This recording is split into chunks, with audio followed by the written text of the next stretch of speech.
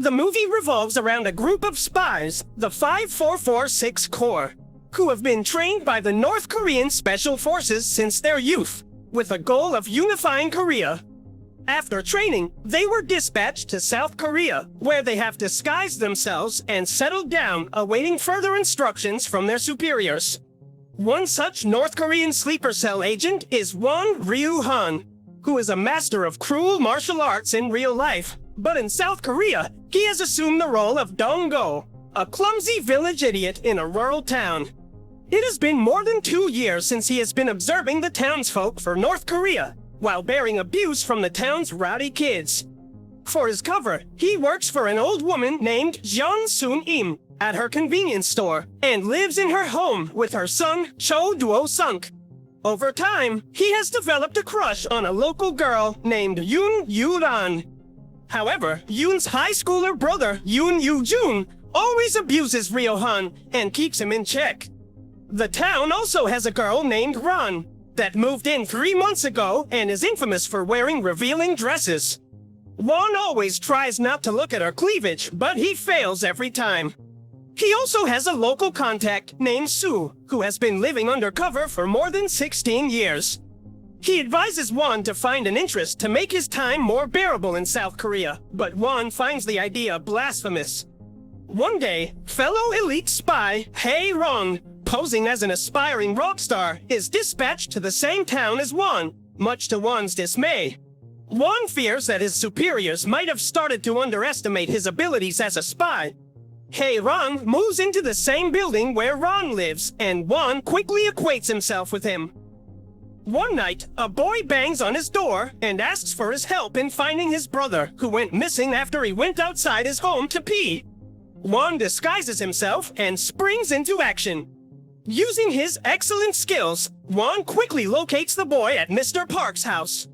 After overhearing their conversation, Won quickly deduces that Mr. Park has a crush on the boy's mother, and the boy followed Mr. Park to his home in greed of cookies. Others arrive outside Mr. Park's home, looking for the boy, and spot Won in disguise peeping into his home. They assume that Won kidnapped the boy, and as a result, he is forced to run away in his disguise. The boy reunites with his distraught mother, and Mr. Park becomes the hero in the story for rescuing the boy from the pervert kidnapper. The movie then cuts to a safe house in a secret location, where the former director of North Korea's Ministry of People's Armed Forces, Hee Kwan, is in a meeting with South Korean officials, including the National Intelligence Service's chief, Seo Soo-hyuk. They're discussing a series of murders of North Korean defectors living in South Korea. Hee Kwan strongly believes that Unit 5446 is behind the assassination, and tells them about Kim Jong-il and Lee Moo-hyuk, who created the top-secret troop 16 years ago. After Jong-il's death, the unit has become Lee's private troop. At Won's home, Soo shows up unannounced and reveals that his family got caught defecting to China. He has been ordered to return back to North Korea, and asks Won for a pistol so he could end his life in a dignified manner. The movie then cuts to a sniper that's aiming at its target, seemingly Soo. However, when he fires the shot, it becomes clear that the sniper was aiming at Hee Kwan, who falls to the ground. Chief Seo is sure that Unit 5446 is behind this, and he seeks his boss's permission to set up a team to tackle the unit, but his boss turns him down, citing political reasons. Meanwhile, Won also denies Soo's request and tells him to stay loyal to the DPRK till his last breath, as that's the only thing that has the chance of saving his family from execution. Won might act cold, but Soo's situation makes him miss his mother even more, and he writes a letter to her. It is revealed that he has written several such letters addressed to his mother, but he can't send them to her, and he keeps all of them in his room. That night, an unknown boy sneaks into Won's room and holds him at gunpoint. However, without the boy even saying anything, Won figures out that he is part of the elite North Korean troop and orders him to state his rank. Startled, the boy addresses Won as captain and reminds him about his obligations to the DPRK before running away. Won goes after him, and an intense parkour pursuit follows. However, the young spy manages to get away. Juan is spotted by a drunken Ron, and she forces him to sit with her in the park. An inebriated and emotional Ron confides in Juan that she gave birth to a boy when she was 18 years old, and her parents sent the baby to the US for adoption. She breaks down, saying that she hasn't seen her son since then. When she falls asleep, Juan carries her back home. Afterwards, he catches the mysterious agent secretly spying on him from a distance. Juan also figures out that he is Hei Jin, a boy that he personally trained in Unit 5446. Exposed, the boy panics and runs away. The next day, Juan finally meets Hei Jin formally, when Yu Jun introduces him as his new high school friend. Juan begins to wonder by himself why two new spies were sent to the same shantytown, and it doesn't take him long to figure it out when he notices that some other man has replaced Sue as the local delivery man. That evening, Juan confronts Hei Jin, and the boy reveals that he only sent Sue back to Korea because he was trying to end his life, putting other sleeper agents at risk. Before Juan could ask the boy about his mission, they hear someone approaching, and the two are forced to hide. It turns out to be Yu-ran and her drunk boss who is harassing her. Juan instructs Hei Jin to help the girl, but he replies that they shouldn't help South Koreans, and wonders if Juan has developed feelings for her. However, Juan explains to him that he can get in Yu Jun's good books by helping his sister, thus solidifying his cover story. Hei Jin then saves her, and to keep the boss from firing her, Juan blackmails the man with his embarrassing video. The next day, as Hei Jin, Juan, and Hei Ran talk, a liquor supplier threatens Soon Im. Juan immediately intervenes, but without breaking character. He manages to save her, but ends up getting beaten badly. When Duo Sonk learns about the incident, he goes to confront the goons, and Juan and Hei Jin secretly follow him. Without exposing his identity, Hei Jin beats them up, and afterwards, Juan comforts a badly battered Duo Sonk. The next day, Soon Im throws a chicken soup party to celebrate Duo Sonk teaching the goons a lesson. At the party, the North Korean agents find themselves enjoying the South Korean food and people. Back in NK, Lee grows worried about being exposed for having a secret army without the country's leader, Kim Jong-un. It is revealed that North Korea's new leader, Kim Jong-un, wants to take steps towards reunifying the two Korean countries, and sleeper agents could derail such a plan.